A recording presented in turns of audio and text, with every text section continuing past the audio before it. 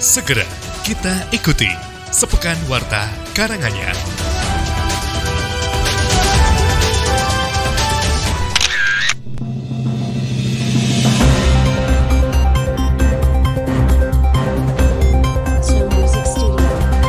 Pendengar, aktivitas pembangunan kawasan wisata di lereng Gunung Lawu, Karanganyar mendapatkan perhatian dari pihak legislatif daerah. Kegiatan pengerukan lahan, pembangunan resor, serta alih fungsi kawasan hijau dinilai mempengaruhi keseimbangan ekologi dan struktur budaya masyarakat setempat. Wakil Ketua DPRD Karanganyar Supriyanto mengingatkan Pemkab untuk memperketat pengawasan terhadap dampak lingkungan yang muncul di kawasan Hulu Lawu, terutama di wilayah Kecamatan Tawangmangu, Ngargoyoso, dan Karangpandan. Pembangunan ekonomi lewat pariwisata memang penting, tetapi harus memperhatikan fungsi ekologis yang dikorbankan dan menanam bom waktu. Keluhan terbaru dilaporkan oleh masyarakat Desa Berjo, Kecamatan Ngargoyoso, terkait penggunaan alat berat untuk aktivitas pengerukan tanah di kawasan setempat. Warga mengkhawatirkan kegiatan fisik tersebut dapat meningkatkan resiko tanah longsor, merusak air resapan air, serta mengurangi volume pasokan sumber mata air alami. Menurut Supriyanto, laporan tersebut memerlukan tindakan penanganan cepat dari instansi terkait agar dampak kerusakan lingkungan tidak meluas ke wilayah administratif lainnya. Politikus Partai Demokrat yang saat ini sedang menempuh studi tersebut mengatakan tingginya penetrasi investasi serta sektor pariwisata berpotensi mengaburkan batas antara kawasan konservasi dan juga kawasan komersial. Dampak lanjutannya adalah terjadinya alih fungsi lahan sawah produktif menjadi bangunan beton. Sukamto menyebut pola eksploitasi lahan ini bertentangan dengan prinsip hidup masyarakat lereng Gunung Lawu yang secara historis memiliki kearifan lokal kuat dan menjaga kelestarian alam sekitar. Selain degradasi lingkungan fisik, Supriyanto menyoroti munculnya persoalan baru berupa penumpukan volume sampah di desa-desa wisata akibat lonjakan kunjungan wisatawan yang tidak diimbangi dengan sistem pengelolaan limbah secara mandiri. DPRD mendesak pemerintah daerah untuk memperkuat regulasi pemberian izin mendirikan bangunan di kawasan hulu. Jangan sampai gunung hanya dijadikan tempat pemindahan beton kota. Konsep pembangunan sektor wisata di depan wajib diarahkan pada skema ekowisata yang menyesuaikan dengan daya dukung serta daya tampung lingkungan hidup. Kali ini pendengar, yang berharga dari sebuah pertandingan bukanlah skor akhir, melainkan kebersamaan yang terjalin dari lapangan NPCI Delingan menjadi saksi semangat persaudaraan antara ASN Kabupaten Karanganyar dan pengurus NPCI Jawa Tengah dalam laga persahabatan yang penuh sportivitas. Bupati Karanganyar Robert Kristanto bersama Wakil Bupati Ade Eliana turut langsung ke lapangan dan bermain berbaur bersama dengan jajaran aparatur sipil negara, pengurus NPCI, serta insan olahraga. Meski pertandingan berakhir dengan skor seri 1-1, tidak ada yang benar dan kalah. Yang menang adalah semangat kebersamaan, silaturahmi, dan komitmen untuk terus memajukan olahraga yang inklusif bagi semuanya. Karena memang olahraga bukan hanya kompetisi, tetapi juga untuk menyatukan dan menginspirasi serta menguatkan satu dengan yang lainnya. Pendengar, menjelang Hari Raya Idul Adha 1447 Hijriah, Dinas Pertanian, Perikanan, dan Pangan di Dispertan PP Karanganyar memperketat pengawasan kesehatan hewan kurban. Puluhan petugas diterjunkan langsung ke seluruh kecamatan. Pelaksana tugas PLT Kepala Dispertan PP Karanganyar Feriana Dwi Kurniawati mengatakan pengawasan dilakukan sejak awal masuk hewan kurban ke lokasi penjualan hingga proses penyembelihan saat Idul Adha nanti. Setiap kecamatan disiagakan 1-2 petugas, ditambah dukungan personel dari kantor pusat, dan mereka bertugas melakukan pemantauan kesehatan hewan sekaligus pengawasan lalu lintas perdagangan hewan kurban. Menurutnya, langkah tersebut dilakukan untuk memastikan hewan yang dijual kepada masyarakat benar-benar sehat dan memenuhi syarat syariah maupun kesehatan pangan. Berdasarkan hasil pemantauan, rata-rata setiap lokasi menjual sekitar 20 hingga 30 ekor hewan kurban, baik sapi maupun kambing. Medik Veteriner Dispertan PP Karanganyar Fatur Rahman menambahkan, mayoritas hewan yang diperiksa dalam kondisi sehat. Meskipun demikian, petugas sempat menemukan beberapa hewan yang tampak lemas akibat stres perjalanan. Selain melakukan pemeriksaan kesehatan, petugas juga memberikan edukasi kepada masyarakat terkait cara memilih hewan kurban yang layak. Warga diminta memilih hewan yang aktif, responsif, dan cukup umur atau poel. Fatur menambahkan, berdasarkan data tahunan sebelumnya, jumlah hewan kurban di Karanganyar mencapai 5.000 hingga 6.000 ekor sapi dan lebih dari 7.000 ekor kambing. Pihaknya meminta panitia korban maupun masyarakat segera melapor apabila menemukan hewan sakit saat proses penyembelihan berlangsung. Kebakaran menghanguskan sebagian gudang kayu milik warga di Dukuh Kerajaan RT 5 RW 4 Seringin, Jumantono, Karanganyar, Jumat 29 Mei dini hari. Peristiwa yang terjadi sekitar pukul 4 waktu Indonesia Barat sempat membuat warga sekitar panik lantaran api cepat membesar dari tumpukan kayu bakar yang berada di dalam gudang. Gudang semi permanen tersebut diketahui milik Saminah 39 tahun, warga setempat, dan bangunan berukuran sekitar 10 x 4 meter digunakan sebagai tempat penyimpanan dan bahan bakar kayu untuk kebutuhan tungku penggorengan rambak kulit miliknya. Kepala Pelaksana Badan Penanggulangan Bencana BPBD Karanganyar Hendo Prayitno menjelaskan, kebakaran pertama kali diketahui keluarga korban yang mendengar suara seperti kayu terbakar dari arah gudang. Awalnya ada anggota keluarga yang mendengar bunyi tersebut. Kemudian dari kobaran api muncul semakin membesar, keluarga korban langsung meminta bantuan warga sekitar. Sejumlah warga kemudian berdatangan untuk membantu memadamkan api dengan peralatan seadanya sambil berupaya menyelamatkan barang-barang yang masih bisa diamankan. Karena lokasi gudang dipenuhi tumpukan kayu bakar yang mudah terbakar, api sempat juga cepat membesar dan menimbulkan kepulan asap tebal. Warga khawatir juga merembet ke bangunan rumah di sekitar lokasi kejadian. Dalam situasi tersebut, warga kemudian melaporkan kejadian itu kepada relawan dan penanggulangan bencana. Informasi diteruskan BPBD Kabupaten Karanganyar menugaskan dari pemadam kebakaran Karanganyar untuk penanganan lebih lanjut. Tak lama berselang, petugas gabungan dari BPBD dan Damkar tiba di lokasi untuk melakukan pemadaman.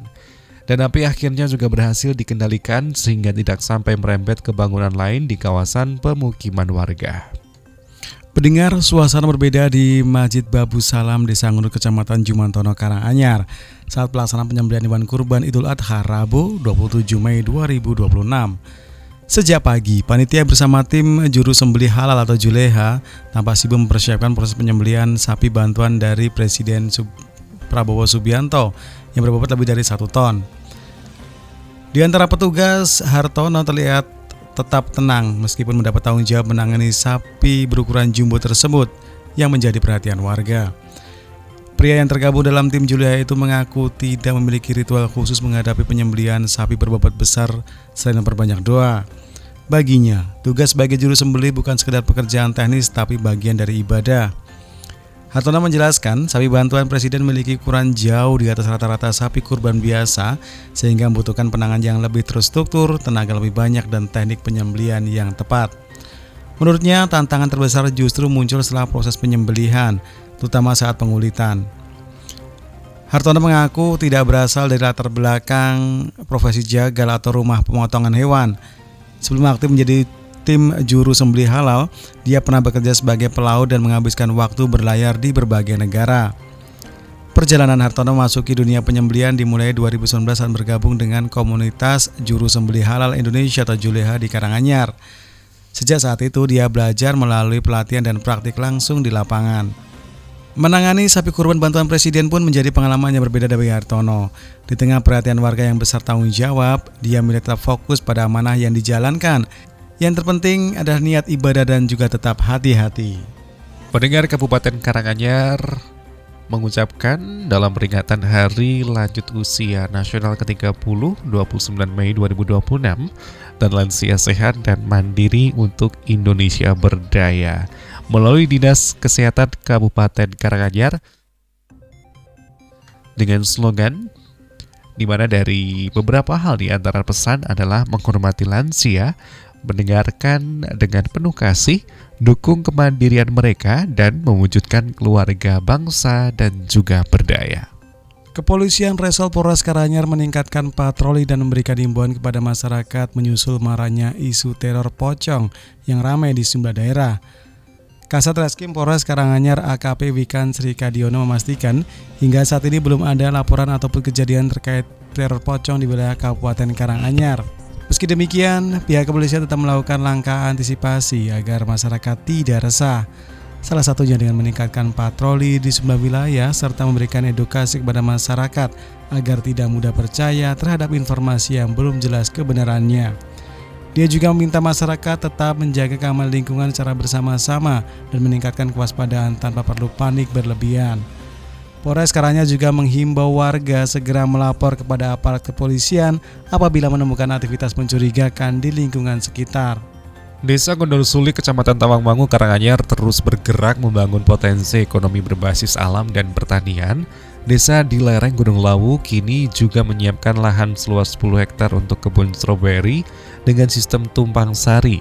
Letak geografis Desa Gondosuli di lereng Gunung Lawu menyajikan panorama alam, kesejukan udara alami, serta kesuburan tanah. Ini berpotensi menarik minat wisatawan untuk berkunjung ke desa kecil tersebut. Dan potensi yang ditangkap dengan baik pemerintah Desa Gondosuli berupa pengembangan sektor agrowisata dari kebun stroberi, di mana pengunjung yang datang tidak hanya mencicipi kesegaran buah stroberi, namun juga sensasi memetik langsung dari kebunnya. Kepala Desa Gondosuli Pangan juga menjelaskan pengembangan kawasan agrowisata stroberi dilakukan untuk membuka peluang ekonomi baru warganya. Maka disiapkan lahan seluas 10 hektar dengan sistem tumpang sari. Menurut Pangat, maksud kami, konsep wisata berbasis pertanian dipilih memiliki prospek jangka panjang yang cukup menjanjikan. Selain memberikan dari nilai tambah pada hasil pertanian, juga mampu menarik nilai dan wisatawan yang selama ini banyak berkunjung ke kawasan Tawangmangu dan lereng Gunung Lawu. Selain Desa Gondosuli dikenal juga sebagai salah satu desa tertinggi di bumi Intan Pari, letaknya di kawasan dataran tinggi dengan suhu udara dingin dan tanah yang subur. Presiden RI Prabowo Subianto menyalurkan bantuan seekor sapi kurban untuk Masjid Babu Salam, RT 3 RW 7 Dusun Salam, Desa Ngunut, Kecamatan Jumantono, Karanganyar. Penyerahan bantuan dijadwalkan berlangsung pada Selasa 26 Mei 2026 sore. Sapi kurban tersebut merupakan sapi kontes jenis simetal berbobot 1.103 kg yang dibeli dari peternak asal Kecamatan Kerjo, Karanganyar. Ketua RT 3 RW 7 Dusun Salam Sarkut mengatakan informasi mengenai penempatan sapi kurban presiden diterimanya dari pemerintah desa. Sapi diperkirakan tiba di masjid sehari sebelum Idul Adha dan akan dijaga hingga proses penyembelihan. Menurut Sarkut, Masjid Babu Salam selama ini dikenal rutin menggelar pengajian mingguan dengan jumlah jamaah cukup besar di wilayah Jumantono. Pada Idul Adha tahun ini, masjid menerima 2 ekor sapi kurban yaitu dari presiden dan 1 dari masyarakat. Selain itu, terdapat 4 warga yang telah mendaftarkan kurban kambing. Daging kurban nantinya akan dikebagikan kepada masyarakat sekitar serta sejumlah kiai yang rutin mengisi pengajian di masjid tersebut. Sementara itu, pelaksana tugas Kepala Dinas Pertanian dan Pangan Karanganyar Feryana Dwi Kurniawati mengatakan, sapi bantuan presiden masih menjalani karantina dan pemeriksaan kesehatan ketat sebelum dikirim. Pengiriman sapi akan dilakukan H-1 Idul Adha dengan pengawalan ketat aparat kepolisian. Pemerintah daerah juga berkoordinasi dengan takmir masjid untuk memastikan lokasi penempatan hewan tetap nyaman sebelum penyembelihan. Sapi bernama Ragil tersebut dipelihara oleh Sugiarto, peternak Dusun Duwet, Karangrejo, Kerjo. Pemerintah beli sapi seharga 110 juta setelah melalui proses seleksi dan pemeriksaan kesehatan. Sugiarto mengaku bangga karena sapi peliharaannya terpilih menjadi hewan kurban presiden. Ragil diketahui merupakan sapi unggulan dengan beberapa kali mengikuti kontes ternak di Boyolali, Jember, Wonosobo dan catatan beberapa kali masuk 10 besar. Menjelang pengiriman, perawatan sapi tetap dilakukan seperti biasanya dengan menjaga pola makan, kesehatan, serta tambahan empon-empon untuk menjaga stamina. Kadang juga dibatasi dari kunjungan warga agar sapi tidak mengalami stres sebelum diserahkan. Situs Matese juga dikenal sebagai watu kandang di Dusun Ngasinan, Karangbangun, Matese, Kabupaten Karanganyar, menyimpan jejak sejarah panjang hingga zaman megalitik. Berupa hamparan batu-batu besar yang tertata rapi, sekilas tampak seperti susunan batu biasa, namun siapa sangka bahwa batu-batu tersebut merupakan peninggalan peradaban megalitik yang diperkirakan telah ada sejak ribuan tahun sebelum Masehi. Masyarakat setempat mengenal kawasan itu sebagai Watu Kandang. situs yang berada di lereng barat Gunung Lawu dan menjadi salah satu cagar budaya penting di Kabupaten Karanganyar dan diyakini menyimpan jejak kehidupan manusia purba. Juru pelihara cagar budaya situs Matese Giyatno menjelaskan, situs Matese atau situs Watu Kandang merupakan kompleks peninggalan prasejarah berupa batu-batu megalitik, dan di lokasi itu terdapat susunan batu tegak atau menhir, batu dari kubur yang digunakan untuk sebagai pusat pemujaan, dan juga keunikan lainnya.